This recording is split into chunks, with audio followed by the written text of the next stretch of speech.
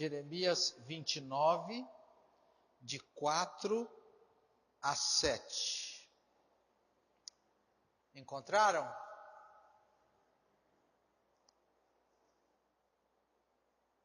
Assim diz o Senhor dos Exércitos, o Deus de Israel, a todos os exilados que deportou de Jerusalém para a Babilônia: construam casas, estabeleçam-se nelas, plantem pomares e comam os frutos que eles produzirem. Casem-se e tenham filhos, encontrem esposas para seus filhos e maridos para suas filhas, a fim de que vocês tenham muitos netos. Multipliquem-se, não diminuam. Trabalhem pela paz e pela prosperidade da cidade para a qual os deportei. Orem por ela ao Senhor, pois a prosperidade de vocês depende da prosperidade dela. Amém. Oremos. Nosso Deus, pedimos que o Senhor traga ao nosso coração o mesmo impacto que trouxe ao coração dos exilados de Israel na Babilônia, quando Jeremias os escreveu em nome do Senhor. Que o Senhor nos ajude a atualizar o contexto e a situação. Nós cremos que há princípios eternos aqui para nós. Pedimos que alguns deles sejam escritos na nossa mente, sejam destilados até o nosso coração e mudem a nossa postura, nossa alma de trabalhadores. Pedimos que o Senhor abençoe os estudantes, se preparando para o trabalho. Que o Senhor abençoe os trabalhadores nessa cidade. Abençoa aqueles que estudam e trabalham. Abençoa aqueles que já se aposentaram, mas ainda têm trabalho a ser desempenhado. O Senhor abençoe as crianças que desceram, que ainda nem têm noção do que será o seu futuro em relação ao trabalho, mas que desde já a nossa alma comece a se tornar uma alma de trabalhadores. Em nome de Jesus. Amém. Carta aberta aos trabalhadores. Nós já falamos aqui sobre a redenção do trabalho, e nós já falamos aqui que nós temos um pai trabalhador. É nossa herança, é nosso DNA, a ideia do trabalho. Fiquei tão feliz domingo passado, quando eu perguntei: quem aqui ama o que faz? Eu pensei que ia levantar 2, 3 mãos. Muita gente ama o que faz. Isso é fundamental. Fiquei tão feliz. Queremos que todos recebam essa bênção. Que passe a amar o que está fazendo. Se não é para amar o que está fazendo, que encontre outra atividade que possa amar. São muitas horas por dia, muitas horas por semana, muito do nosso tempo é gasto envolvido no trabalho. Aliás, a maior parte do nosso tempo. Que o Senhor nos abençoe como trabalhadores. E hoje, eu entendo que essa carta nos ajuda um pouco a entender a alma de um trabalhador. O que toma, o que faz um trabalhador sobreviver, o que o conduz, o que o move. E eu estou chamando isso de alma. Né? O que move, o que faz um trabalhador existir, levantar, lutar, suar, descansar para trabalhar mais no outro dia. Qual é a alma do trabalhador? Esse texto é muito bonito. E eu destaco 4 parâmetros para a gente avaliar a nossa alma de trabalhador. 4 verbos. Primeiro, quem é trabalhador tem uma alma dedicada a construir. A primeira, edificai casas. Na outra tradução, construam casas. Verso 5, construir. Isso fala para a gente de projeto. Você tem um projeto? Como trabalhador, você tem um projeto? Na idade que eu estou agora, com a Leninha, nós temos um projeto. Aliás, nós temos vários, mas tem um que toma o coração da gente. É segredo, não vou contar. Mas como trabalhador, nós temos um projeto. E não é aposentar. Não é acordar a hora que quiser. Não é isso não. Nós temos um projeto. A alma do trabalhador está envolvida com essa ação. Construir. Temos muitos heróis. Esdras para construir o templo. Neemias para construir os muros. Noé para construir uma arca. Moisés para construir um tabernáculo no deserto, uma tenda móvel para sinalizar a presença de Deus no meio do povo. Depois Salomão para transformar aquela tenda móvel numa casa de alvenaria física, que se tornou o templo. Eu mandei para vocês que têm o WhatsApp da igreja, que recebem informações, a notícia tão linda, não sei se você curtiu muito, na Paraíba tem uma região muito árida, em Seribó, você viu? E eles não têm água, mas eles conseguiram furar poços. Quando eles furaram os poços, a água era salgada. Imagina só, você morar num lugar extremamente árido, conseguir furar poços, o poço dá água, e a água é salobra, é salgada. A Universidade Federal da Paraíba criou um dessalinizador muito barato e muito simples. Vocês viram lá? Né? Uma cama plástica onde joga água salgada, coberta por uma casinha assim, um telhadinho de 2 águas de plástico. No calor do sol, a água evapora, bate no plástico, escorre numa calhazinha e é recolhida ali, destilada, água perfeita. Eles não dependem mais de carro-pipa. Parabéns para a Universidade Federal da Paraíba. Parabéns para o setor de marcenaria, para o pessoal da engenharia. Eles mobilizaram a universidade. Tem muitos lugares agora naquela região árida, beneficiadas por um trabalho, alguém construiu. Os primeiros protótipos, imagino, deviam ser muito caros, e foram sendo descartados, até ter um projetinho muito barato. Se não me engano, são 16 litros de água por dia, por cada módulo de casinha. Nossa espécie humana é uma espécie voltada à construção. Agora, cuidado com isso. Cuidado com isso. Há muitos anos ouvi uma mensagem do pastor Caio Fábio comparando o projeto Babel do projeto Casa Edificada sobre o Monte, falando sobre a igreja. O projeto Babel e o projeto Igreja. Babel era uma torre que ia até o céu. A igreja é uma casa edificada sobre o monte, ou uma cidade edificada sobre o monte. Os projetos são completamente opostos entre si. O Babel era construir para tornar célebre o próprio nome. Foi isso que eles falaram. Vamos construir uma torre, vamos trabalhar muito, vamos fazer tijolos, vamos arranjar uma massa para tornar célebre o nosso nome.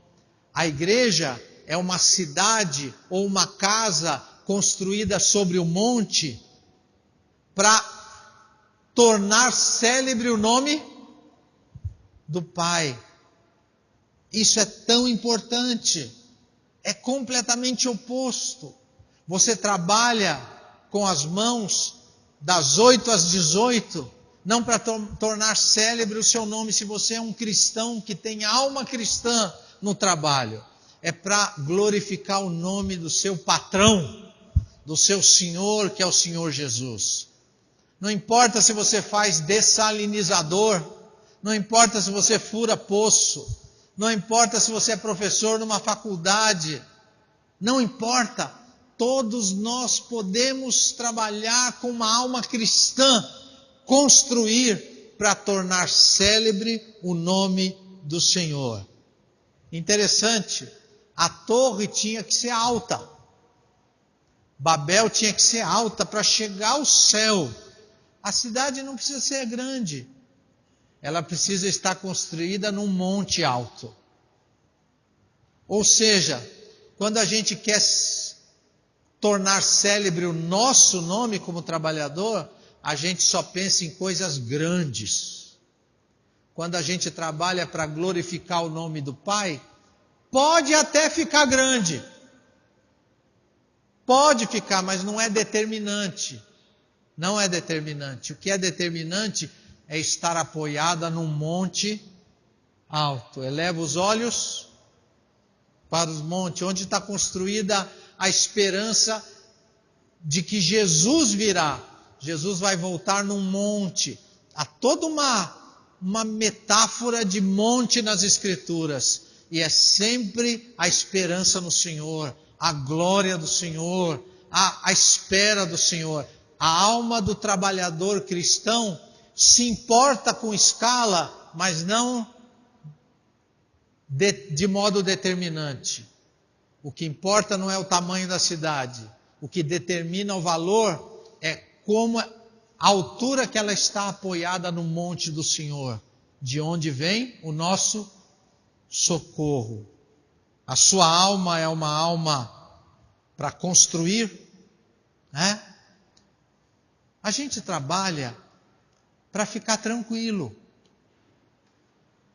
Quando a gente pensa em construir, é para ficar tranquilo. Está na Bíblia. Tá? 1 Tessalonicenses e 1 Timóteo falam sobre isso. A gente deve orar para ter uma cidade boa, para ter vida tranquila. Para construir um bairro que deixa a gente tranquilo. Para morar numa cidade que deixa a gente tranquilo. E deve trabalhar com as próprias mãos para viver uma vida tranquila. A alma do trabalhador olha para isso e fala: eu preciso construir. Eu quero construir para glorificar o Pai e para ter uma vida tranquila como resultado do trabalho. Primeiro verbo da alma que conjuga a alma do trabalhador cristão: construir. Construir para que o Pai seja glorificado. Mais uma vez, não são os pastores que constroem para Deus ser glorificado, os missionários, as educadoras cristãs, todos os trabalhadores que amam Jesus devem trabalhar no seu ofício para glorificar o nome do Pai, construir para que o Pai seja glorificado. Segundo verbo da alma do trabalhador cristão: habitar. Diz aí, deve habitar, deve habitar nas casas que construíram. Habitar, isso fala de postura. Se você é um trabalhador cristão, você tem que ter postura de trabalhador cristão. Construir a casa e ter postura, habitar nessa casa com postura cristã. Isso é sempre exigido dos trabalhadores cristãos. Quando Naamã, um grande general estrangeiro, visitou Eliseu, um grande profeta de Israel, Eliseu teve postura. Postura. Depois você lê lá o texto. O Naamã chegou todo cheio de pompa. O Eliseu falou para o servo dele: vai lá conversar com ele. Nem o atendeu. Quando o Naamã falou: olha, uma menina falou para eu vir aqui, que você pode me curar da minha lepra. Ele mandou o recado. vai tomar banho lá no Rio Jordão, dá 7 mergulhos lá. O Naamã estranhou como general, ele era acostumado à humilhação dos outros, subserviência daqueles que trabalhavam com ele. Mas enfim, ele encontra um trabalhador com alma divina, que sabe conjugar o verbo habitar. Olha, aqui você está jogando no meu campo. Aqui a gente impõe a banda toca aqui, é segundo o meu senhor. Foi tão agressiva e forte a posição de Eliseu, que o Naamã quase vai embora sem tomar o banho no rio. Precisaram os oficiais dele dizer, olha, já estamos aqui. Postura de Eliseu. Lembra José do Egito? Um tanto de anos servindo lá o Potifar, aí foi enganado pela mulher de Potifar, foi para a cadeia. Todo lugar ele tinha postura. E quando ele se tornou o conselheiro de Faraó, ele teve postura. Ele revelou o sonho de Faraó e teve postura de administrador. Falou, olha, você tem que fazer o seguinte. Teve tanta postura que o Faraó falou, você vai fazer o que você está sugerindo. Você vai ser o meu representante em todo o império. Postura de José. José acaba abençoando o Faraó, o Egito, as nações vizinhas e acaba ajudando a família que o tinha dado o pai que o tinha dado por morto e os irmãos que o tinham dado por sumido. Começou com postura, a habitar na terra. José estava no estrangeiro. É aqui que eu vou construir minha vida e é aqui que eu vou habitar. Eu vou assumir essa situação. Leia o Salmo 37 depois. Lá diz assim, habita na terra, alimenta-te da verdade. Verso 3. Verso 9 diz, os que esperam no Senhor possuirão na terra. Postura de quem espera no Senhor e vai possuir a terra. Verso 11, os mansos herdarão a terra. Postura de mansidão. Bom trabalhador que tem alma para construir e habitar, ele é manso. Ele não é mole, ele é manso. Ele sabe que o Senhor tem o controle. Ele tem a sua força de trabalho dominada pelo Senhor, a quem ele serve. E ele vai herdar a terra. Ele tem postura de herdeiro da terra. Ele habita na terra. Verso 22. Aqueles a quem o Senhor abençoa possuirão a terra. Você deve saber que essa carta de Jeremias a compôs lá na terra de Judá, que tinha sido invadida pelos babilônios. E ele escreve para os exilados.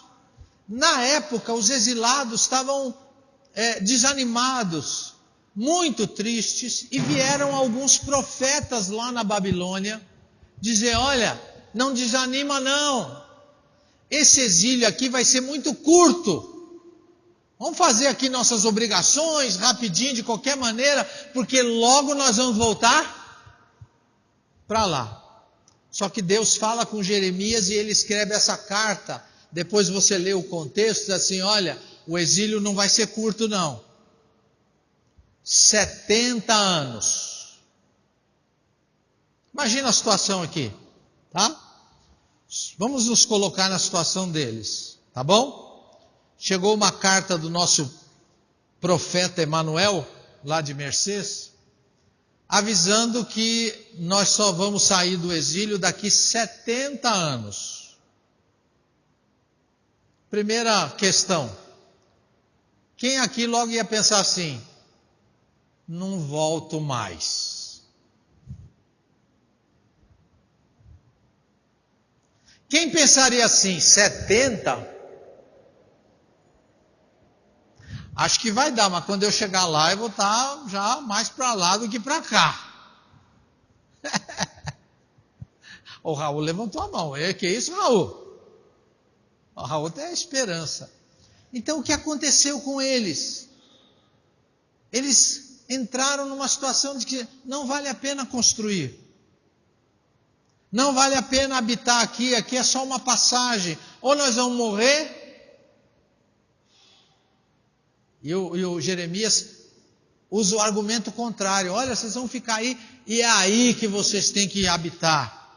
É aí que vocês têm que construir a vida de vocês. Habitem nessa terra. Tenham postura. Tenham um bom comportamento aí. Agora aí é a terra de vocês. Você fez a conta e não vai voltar mais? Olha, é aí que vocês vão construir coisa boa. Habite na terra. É o lugar de vocês. Agora, volta para a nossa realidade. Você está se sentindo um passageiro aí na sua caminhada de trabalhador? Ah, isso aqui não vai dar em nada. Talvez o Senhor te escreva uma carta, dizendo, olha, esse é o seu lugar. Não fique esperando outra oportunidade. Pega essa que está na mão e tenha postura aí no seu trabalho. Você é um cristão, você não está servindo essa empresa, você não está servindo esse patrão, você não está atendendo os seus empregados, você está servindo a Jesus Cristo. Se você é um trabalhador cristão, a sua alma é uma alma para habitar. Tenha postura, tenha caráter. Salmo 15, verso 2. Viva com integridade, pratique a justiça, fale a verdade. Viva com integridade, pratique a justiça e fale a verdade. Repita aí, vamos lá. Viva com, pratique fale a verdade. Salmo 15, verso 2. O caráter do trabalhador que tem uma alma de que sabe a quem ele está servindo. O Salmo termina, quem deste modo procede, não será jamais abalado. Olha que beleza. Postura, integridade, o que você é quando você está sozinho, justiça, o que você é nas relações formais, e verdade, o que você é nos relacionamentos humanos. Integridade, justiça e verdade. Quem deste modo procede, não será jamais abalado. Que hora você vai acordar amanhã cedo? Para trabalhar. Já marcou? Já pôs o relógio para despertar? Já? Tomar banho, escovar os dentes, tomar café. Vá construir em nome de Jesus. Vá habitar na terra. Tenha postura, uma alma cristã trabalhadora. Tenha postura no seu trabalho. Terceiro verbo, verso 6. Casar. A alma do trabalhador, ela constrói, ela habita e ela casa. Porque é natural, lá no contexto de Jeremias, não vale a pena nada. Vamos deixar para ter filho lá na volta, em Judá. Não quero filho nascendo aqui nessa cidade pagã. Não quero construir nada aqui. Não, Jeremias escreve, vai demorar, trate de fincar raízes aí. É aí que vai ficar o seu legado. Essa ordem de Jeremias da alma para a alma do exilado, casar, tem a ver com legado. O que vocês vão deixar aí na Babilônia?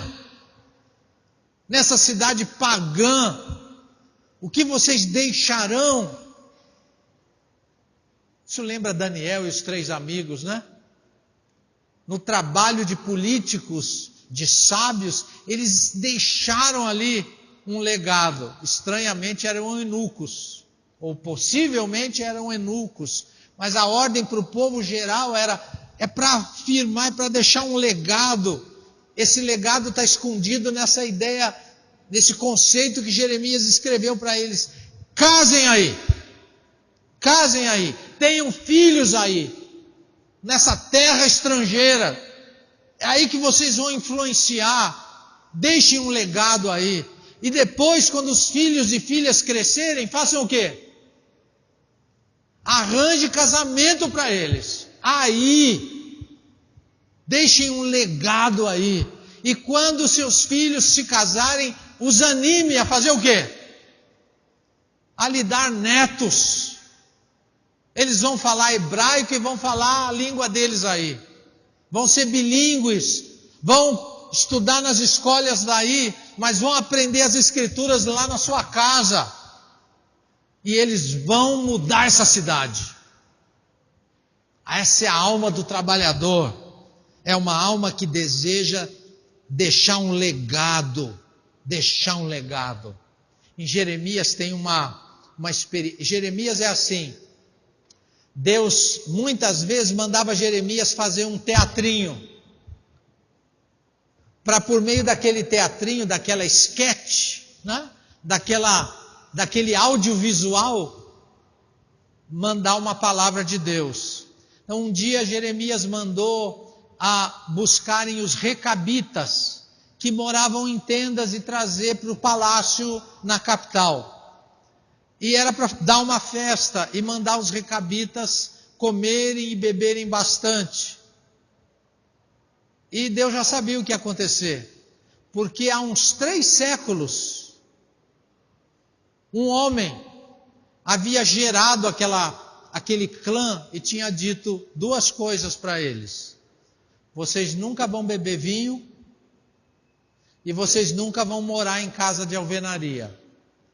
Vocês serão nômades e completamente afastados de bebida forte. Não deu outra. Fizeram a festa, o banquete, puseram muita comida e muito vinho e falaram para os recabitas. 3 séculos, pelo menos, depois do primeiro transmitir esse legado. E eles disseram, não vamos tomar essa bebida, porque o nosso pai nos deixou um legado.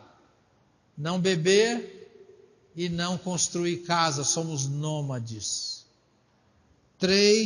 Pelo menos 3 séculos em que o legado foi mantido. Quando Jeremias manda eles casarem, vocês vão manter o legado de um único Deus, o legado da lei de Moisés. Vocês vão manter os mandamentos do Senhor. É aí que vocês vão fazer isso. Não tem situação ideal. Não tem, eu fiquei feliz que vocês amam, nós amamos o trabalho que fazemos, mas nós sabemos que ele não é ideal. Trabalho nunca é numa situação ideal. Você faz o que quer, mas não ganha o que precisa. Você ganha o que precisa, mas é problema demais. É sempre assim. Não tem situação ideal. Mas o trabalhador tem uma alma para deixar um legado, para não ser esquecido jamais. Perguntinha simples. Onde estarão os seus tataranetos? Nos domingos pela manhã.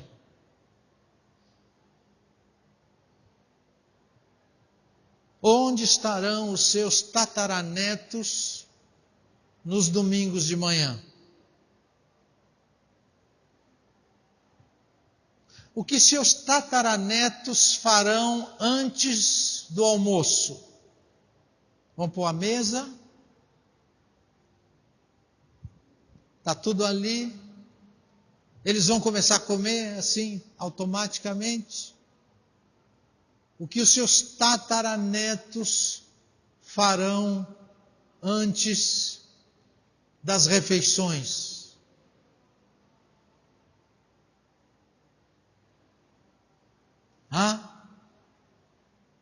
Quando eles receberem o resultado do trabalho, aquele dinheiro, o que eles vão separar primeiro? Não estou falando de você, nem dos filhos e nem dos netos. Estou falando dos filhos dos netos. O que eles vão fazer quando eles receberem um olerite e verem que está depositado lá um valor? qual é o primeiro dinheiro que eles vão tirar?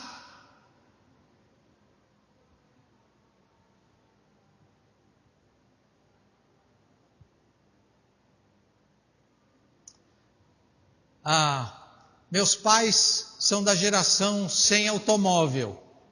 Eu tinha 14 anos quando meu pai comprou o primeiro carro, que tinha 8 anos de uso. Que carro que era? Um Fusca. Mas logo depois minha mãe começou a trabalhar com transporte escolar e nós compramos uma Kombi. E a gente andava de carro o dia inteiro. A minha carteira de motorista é profissional, antigamente falava profissional, né? Para ajudá-la a transportar crianças. A gente andava o dia inteiro. Mas, pela cidade. Mas quando a gente ia pegar a estrada, a gente saía de casa, mas antes de entrar na estrada, encostava assim num cantinho e fazia uma oração. Não sei por que isso. Acho que a velocidade ia aumentar, alguma coisa assim. Eu não oro toda vez que eu saio para buscar gente na escola, para vir para a igreja e para voltar. Mas quando a gente põe mala no porta-mala e vai viajar, que seja para Campinas, engraçado o que acontece, não sei minhas irmãs, antes de entrar na estrada, a alma do trabalhador é para deixar um legado, deixar conceitos. Pensemos, mesmo Pedro, um dos mais novinhos aqui, né? Não, Laura, um dia você vai ser tataravó. Vai! Eu também falava isso antes. Casar! Um dia você vai ser tataravó. Qual é o legado que essa alma trabalhadora terá deixado? Ao ponto de passar 3 séculos, como é o caso dos recabitas, e eles falarem, não posso. Eu não posso fazer isso. Eu não faço isso. Que bonito, Jeremias fala, vocês vão ter que casar aí, vocês vão ter que ter filho aí, vocês vão ter que ter neto aí, vocês vão ter que ter bisnetos aí. Vamos casar e vamos deixar um legado. Um legado. Esse é o sonho do produto, né? Quem trabalha com produto tem esse sonho, não é? Quando você vai tirar uma cópia na esquina, o que você fala?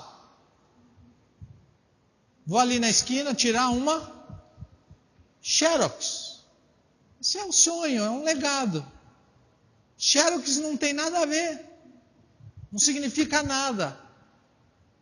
Sim, significa, não é? Um produto deixou um legado. Agora a gente chama cópia de Xerox. Hoje eu esqueci de fazer a barba. Dá para perceber aí, não? Deixei de fazer barba. Quando eu chegar hoje à tarde, eu já estou acostumado. O que eu vou fazer? Vou pegar a gilete. Não vou pegar a lâmina de barbear. Vou pegar uma gilete. Eles deixaram um legado. Olha, o Jeremias está falando isso. Casem. Tenham filhos e filhas. Casem os filhos e filhas. Mas não é como qualquer bicho, qualquer animal. Você tem que deixar um legado. Deixar um legado. Onde os filhos de vocês, os tataranetos, nossos tataranetos, vão estar domingo de manhã. Eles vão ter uma Bíblia do lado da cama. E vão ler uma história antes de dormir. Eles vão pensar 2 vezes antes de fazer uma bobagem no trabalho. Porque a lei do Senhor permeou a alma deles. E eles leem as Escrituras e aplicam as Escrituras ao local do trabalho, à atividade trabalhista, o que os nossos tataranetos vão ter de nós no futuro. Receba essa carta do Senhor, não de Jeremias, nem minha, muito menos, do Senhor para o seu coração de trabalhador. Construir, tem projeto. Habitar, tem postura. Casar, deixa legado eterno. Em último lugar, o verbo, a alma trabalhadora conjuga o verbo prosperar. Prosperar. Prosperar para a paz. Numa tradução diz no verso 7, procurai a paz. Numa outra tradução, aí eu usei essa outra palavra, prosperar para a paz. Cidadania. Você é trabalhador, você está construindo uma cidade. Construa a cidade. Trabalhe pela cidade. Aquele conceito bíblico importante de coletividade. Nós somos trabalhadores que pensam nos outros, na comunidade. Esse conceito de cidade é muito desenvolvido na Bíblia. Muito. Os bíblicos, os que se dizem que amam a Bíblia, devem pensar na sua cidade. A nossa esperança é por uma cidade eterna, que desce do céu. Jesus falou assim, ai, como eu queria essa cidade para mim. Falando de Jerusalém, puxa, eu queria muito essa cidade para mim. Eu queria ter essa cidade para mim como uma galinha tem a cria para si debaixo das suas asas. Como eu queria ser abraçado por essa cidade. Como eu gostaria de abraçar essa cidade. Esse espírito de coletividade no trabalho é fundamental. Fundamental. Isso está falando de utopia. A nossa espécie humana vive de utopia. Não é? Há 50 anos, se a Leninha e eu tivéssemos tido câncer há 50 anos, nós já estaríamos mortos. Tinha outra pessoa aqui hoje, pregando, e outra mulher lá no berçário. Não é muito tempo. Há 50 anos, uma mulher com câncer na mama morria. Rápido. Há 50 anos, um homem com câncer na bexiga morria muito rápido. Na mesma época que eu tive, o padrasto da Franciele teve e morreu muito rápido, porque não percebeu a tempo. Mas há 50 anos, tinham químicos cheios de utopia. Tinham médicos cheios de utopia, trabalhando por uma utopia.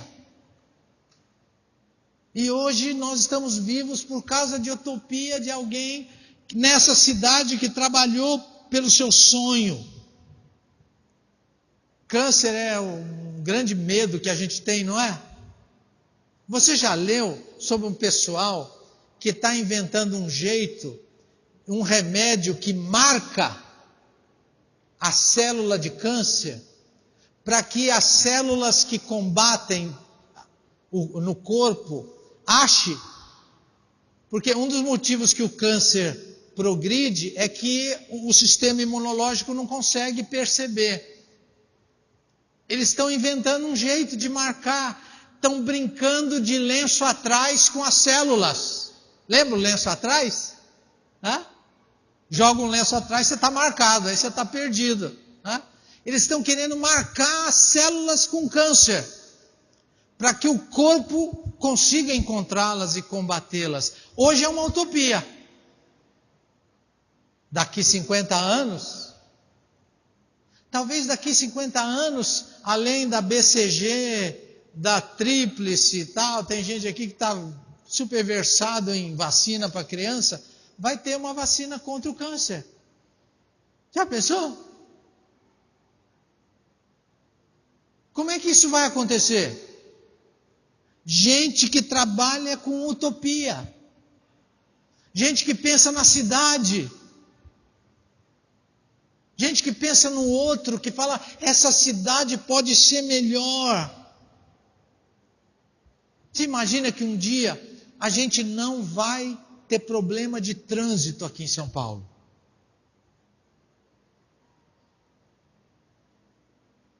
Vocês estão olhando para mim com cara de incredulidade, né?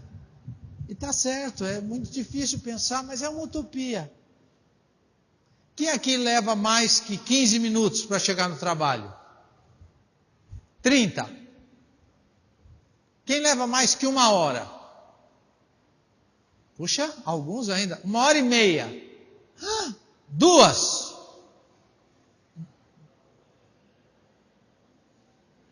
Já pensou o dia em que a gente demora 5 minutos para chegar no trabalho? Nesse dia ele ganhou 4 horas. O dia dele só tem 20 horas.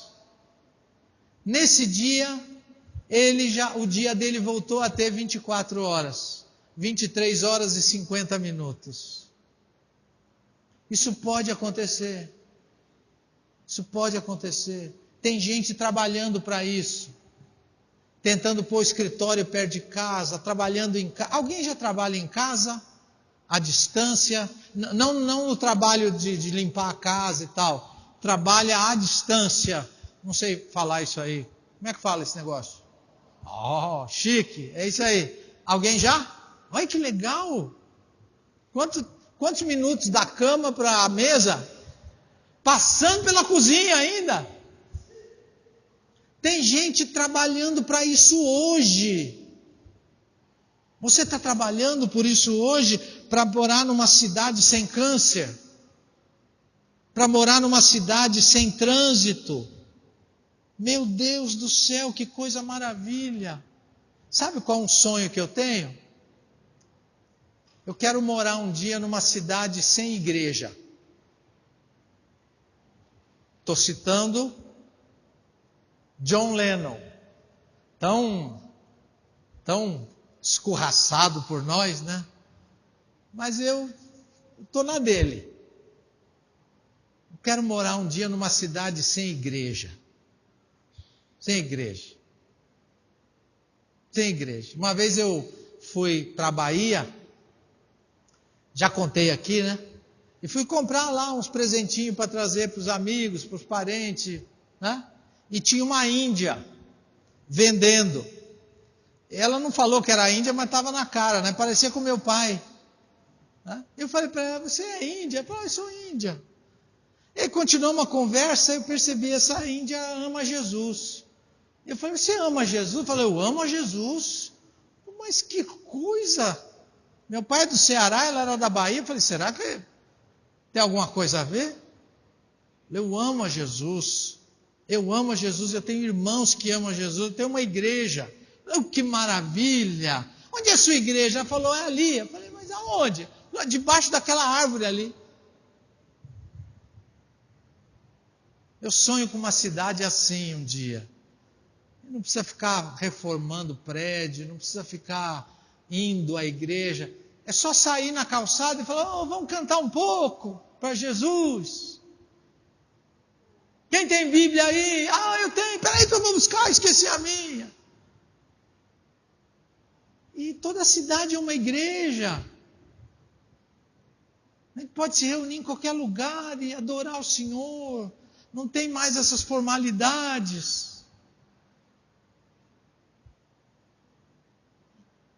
Vamos trabalhar para isso. Nós temos utopias. Jeremias escreveu para eles e disse, olha, é o seguinte, eu vou dar 4 verbos para vocês. Vai demorar o exílio, vai demorar muito o exílio. Eu quero que vocês conjuguem na alma trabalhadora aí o verbo construir. Que vocês tenham um projeto para essa vida aí. Vai demorar, muitos de vocês, a maioria vão morrer aí. Mas é hora de construir construir para ter uma vida tranquila aí no exílio. Absurdo, né? Mas é possível. Vamos trabalhar. Segundo, conjuguem o verbo habitar. Tem uma postura. Você serve ao Rei dos Reis. Você faz dessalinizador para o Rei dos Reis, porque o Rei dos Reis ama aquela cidade em que é difícil furar um poço e quando fura a água sai salgada. Você é professor, não importa, tenha postura. Você abre portas, abra a porta como se estivesse abrindo porta para o rei. Você atende telefone como se o rei estivesse ligando para você. Tenha postura, tenha caráter, integridade, justiça e verdade. Quem deste modo procede não será jamais abalado. A alma trabalhadora é para casar no sentido de deixar uma herança, um legado, que essa pergunta ecoe no nosso coração. O que farão os nossos tataranetos domingo de manhã? Onde estará a Bíblia na escala de valores dos nossos tataranetos? O que eles vão fazer antes de almoçar? O que eles vão fazer com o dinheiro que eles ganharem? É agora que nós temos que casar, trabalhar por um legado, semear o legado. Eu andei olhando essa semana quanto demora para dar fruto, né? Jabuticaba demora de 5 a 20 anos. Mesma coisa laranja. E o mais famoso, que não é uma cultura que a gente tem, são as tamareiras, né? E a gente conhece a frase: quem planta tamareiras não come as tamareiras, porque ela demora 1 século, 80 anos para produzir. Planta para o outro. Tá? Isso está no verbo casar. O que nós estamos deixando para quem vem 4 gerações depois de nós. E prosperar para a paz na cidade. Eu tenho utopias. Hoje eu tenho que trabalhar por hoje, porque basta cada dia o próprio mal. Mas eu trabalho por hoje, mas meu olho está lá na frente. Hoje ainda não dá para curar o câncer, mas algumas horas do meu dia eu fico fazendo exercício para curar lá na frente alguma coisa. Hoje ainda não dá para ficar sem trânsito, mas eu me dedico no meu trabalho a pensar um jeito de um dia trabalhar perto de casa, ou que todo mundo trabalhe perto de casa. Eu sonho com uma igreja, com uma cidade onde a escola seja boa, onde o hospital seja digno, onde todo lugar é uma igreja, onde a delegacia seja formada por gente educada, solícita, servil. Eu sonho e eu trabalho por isso todos os dias. Que Deus abençoe a nossa alma trabalhadora. Que Deus abençoe. Nós estamos orando para que Deus abençoe os trabalhadores, os aposentados, os futuros trabalhadores, as crianças, o Noah. Hoje foi o primeiro dia que o Noah veio à igreja. Olha que coisa maravilhosa. Que Deus abençoe daqui 16 anos. Quando ele tirar a carteira de trabalho, se é que vai ter carteira de trabalho. Que ele tenha uma vida de trabalhador maravilhosa um dia. Que Deus abençoe a nossa alma trabalhadora.